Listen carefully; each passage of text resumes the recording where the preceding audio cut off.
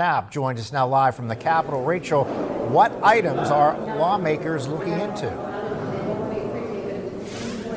Good evening, Mike and Eva. It varies from economic issues to funding policy, and Democrats are trying to make the most of this while they still have the power and majority in both these chambers. Now, one of the top priorities Congress is focusing on is making sure they can prevent a rail strike. Now, about an hour ago, the Senate passed on an 80-15 vote to implement an agreement struck by President Biden and the rail unions. Now, a second measure was proposed, which would have included paid sick days, but the Senate couldn't get enough support to pass that measure.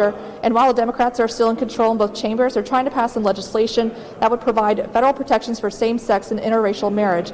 Now, there was just enough Republican support in the Senate to move that legislation through. The House is slated to vote on that as early as next week.